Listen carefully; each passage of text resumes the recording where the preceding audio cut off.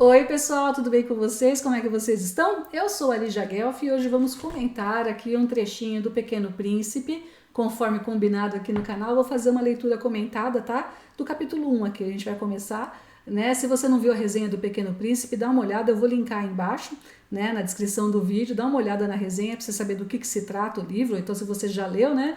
Alguns pensamentos que eu quero aqui compartilhar com vocês, tá? Então nós temos o nosso narrador personagem, que é o piloto, né, o piloto de avião, e ele vai falar que quando ele era criança, ele fez esse desenho aqui. E ele tinha desenhado o quê? Uma cobra que comeu, uma jiboia que comeu um elefante. E os adultos olhavam e falavam o quê? Isso daí é o quê? É um chapéu. Não preciso ter medo de um chapéu. E ele ficou decepcionadíssimo dos adultos não entenderem que dentro da barriga da cobra tinha um elefante ali, esperando ser digerido pela cobra. E ele achava um absurdo ele ter que explicar para os adultos aquilo. Até que ele fez realmente um desenho em transparência, bem óbvio, desenhou para os adultos mesmo aqui, deixa eu ver se dá foco, agora deu, o elefante dentro da barriga da cobra. E o que falaram para ele? Olha só. Os adultos me recomendaram que deixasse de lado os desenhos de jiboias, abertas ou fechadas, e que me interessasse mais pela geografia, pela história, pelo cálculo e pela gramática. Foi assim que abandonei, aos 6 anos de idade, uma magnífica carreira de pintor. Tinha sido desmotivado pelo fracasso do meu desenho número 1 e do meu desenho número 2, que era o desenho, né, da cobra fechada, vamos dizer assim, e da cobra com a transparência. Os adultos nunca entendem nada sozinhos. É cansativo para as crianças ficar sempre e a toda hora lhes dando explicações. Aqui ele já fala o quê? Que o mundo do adulto é muito racional, a criança tem uma imaginação totalmente solta, de ver coisas ali realmente que não existem ou existem na imaginação delas. E os adultos falam o quê para as crianças? Para de viajar, olha a realidade como ela é. Daí ele continua aqui. Tive, portanto, de escolher outra profissão e aprendi a pilotar aviões. Voei praticamente por todos os cantos do mundo. E a geografia, é certo, me serviu muito. Só de olhar eu sabia distinguir a China do Arizona. É muito útil se a gente se perder durante a noite. Você saber diferenciar, distinguir a China do Arizona é útil para quem é piloto, né? Para quem está naquela tarefa ali, né? É funcional para quem precisa, isso que ele quer dizer. Por isso eu tive ao longo da minha vida contatos com um monte de gente séria. Vivi muito entre os adultos. Eu os vi de muito perto. E isso não melhorou a minha opinião. Ou seja, os adultos eles perdem a espontaneidade, eles perdem o brilho, eles perdem a capacidade de sonhar muitas vezes, né? Quando eu encontrava uma pessoa adulta que me parecia um pouco lúcida, né? Uma pessoa que fosse um pouco criativa na opinião dele, eu testava com ela o meu desenho número 1, que sempre mantive comigo, que é esse aqui, né? Que o pessoal achava que era um chapéu. Queria saber se ela era realmente compreensiva, mas a pessoa sempre me respondia, é um chapéu. Então eu não lhe falava nem de jiboias, nem de florestas virgens, nem de estrelas. Eu me colocava à sua altura e lhe falava de bridge, né, do jogo do bridge, de golfe, de política e de gravatas. E ela ficava bem contente de conhecer um homem tão sensato. Ou seja, quem tem imaginação é louco. Quem vê as coisas como elas são totalmente na realidade é sensato. Isso que ele quis dizer, tá? Então, o que eu quero falar um pouco para vocês aqui? O Pequeno Príncipe, vocês sabem que eu tô apaixonada de novo por esse livro aqui, tenho lido muito, por isso que eu vou trazer aqui no canal. Como a educação é repressora. Eu sempre falo, eu sou professora, tá? Professora formada, fiz letras, não dou aula já em escolas e faculdades já desde 2010, mas eu fiquei 10 anos dando aula, fiquei 10 anos em sala de aula direto, dei aula de inglês, português e espanhol, tá? A educação é muito repressora. Você aprende. Primeiro, a escola, gente, eu sei que tem a função social, as mães têm que trabalhar, a criança tem que sociabilizar, tem que ir para a escola mesmo, né? Que nem meu filho é filho único, ele tem que sociabilizar, ele tem os irmãos dele por parte de pai, mas são maiores que ele, né? Não vê toda semana, de 15 em 15 dias. Então, claro que tem que ir para a escola sociabilizar, aprender as regras sociais e tudo mais, só que a escola ela tem um caráter muito de repressão, no sentido de fazer pessoas serem iguais. A escola vai formar um ótimo funcionário para alguém. Vou repetir, a função da escola é formar um ótimo funcionário para trabalhar para alguém, tá? Nossa, que Que coisa horrível que você está falando.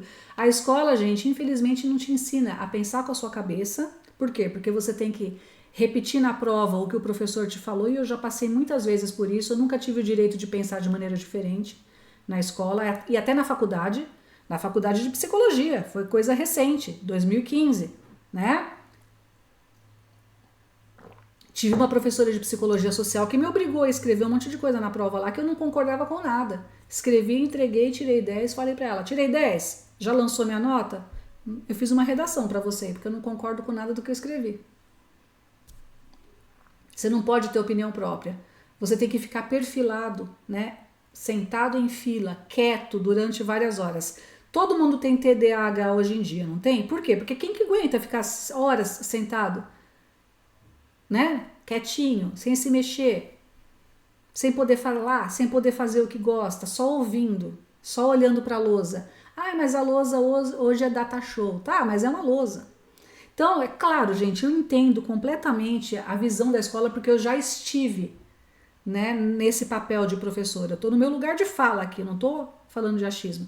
A gente, como professor, óbvio que o aluno que é quieto, que é obediente, que cumpre as tarefas é o aluno desejado, desejável. O aluno que questiona, que arruma confusão, que se recusa a fazer as tarefas é o aluno problema. Só que muitos desses alunos que eu peguei ao longo da minha carreira, que eu peguei, não, feio falar isso, né? Que eu encontrei ao longo da minha carreira, eram os mais criativos.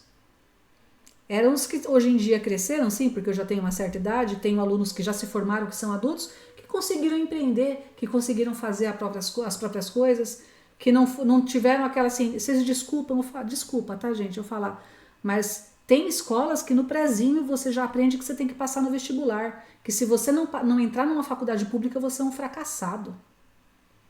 E a faculdade pública, infelizmente, forma bons funcionários também. Ah, forma pesquisadores, tá, forma, mas não é todo mundo que vai ser pesquisador, né? Então, ele falou, esse livro foi escrito em 1943, e ele já percebia essa coisa da repressão pela educação, né? Mais pra frente vai ter ali o desenhador de mapas, né? Que é a pessoa que desenha os mapas, ele visitou o planeta do cara, que, né? O geógrafo, a função dele era desenhar mapas ali e as pessoas acreditavam no mapa. E ele falava, eu não vivenciei aquilo, alguém explorou a região e me contou, e eu desenho. A pessoa que desenha o mapa não explorou o negócio. Mas esse é assunto para outro capítulo aqui da nossa série, né? O pequeno, aqui que é essa criança que o piloto, que o aviador encontrou? É a criança interior que a gente tem, que a gente não pode deixar morrer. Evidente que você não vai ser uma criança a vida inteira. Você não pode ser um louco a vida inteira. Você tem que chegar a ser um adulto, né? A dirigir o carro da sua vida e depois chegar no eremita, que é a sabedoria, a maturidade. Aqui tô falando de tarô, né? Mas matar completamente os seus sonhos, se ocupar só de coisas racionais, matar dentro de você a diversão, a arte, a imaginação, o sonho mesmo. É uma violência, é uma loucura fazer isso.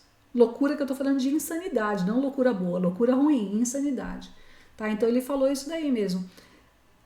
A criança, ela tem a inocência, ela tem aquela coisa de se empolgar. Meu filho, você fala uma coisa pra ele, ele se empolga. O Paulinho é muito empolgado, né, meu filho? Você fala um negócio pra ele, ele fica empolgadíssimo. Ele pula de alegria, ele bate palma. O adulto é contido.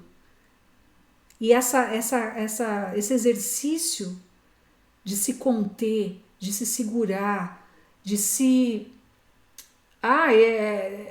É um tolimento mesmo da expressão. A gente aprende na escola, infelizmente.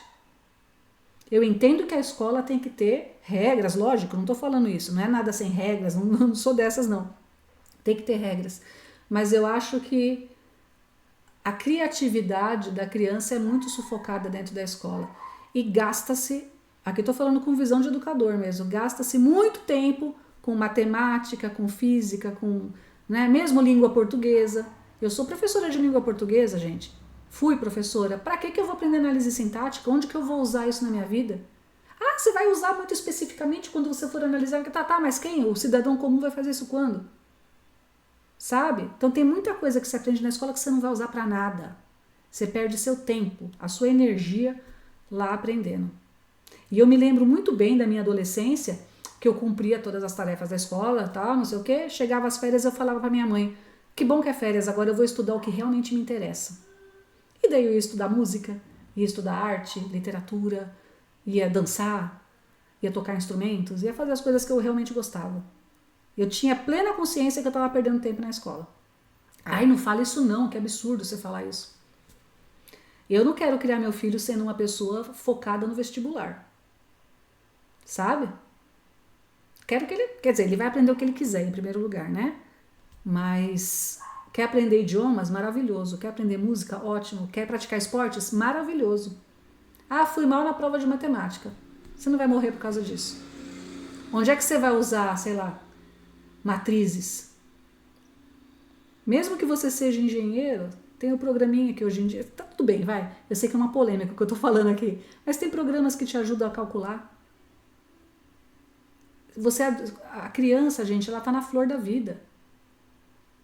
Por que eu vou ter 5 aulas de matemática ou de língua portuguesa na grade curricular e uma de educação artística? Enfim, já gerei muita polêmica aqui hoje, né? Aposto. Deve estar gente aí com ódio de mim. Então é isso, é uma pequena reflexão aqui. O Pequeno Príncipe é o buscador,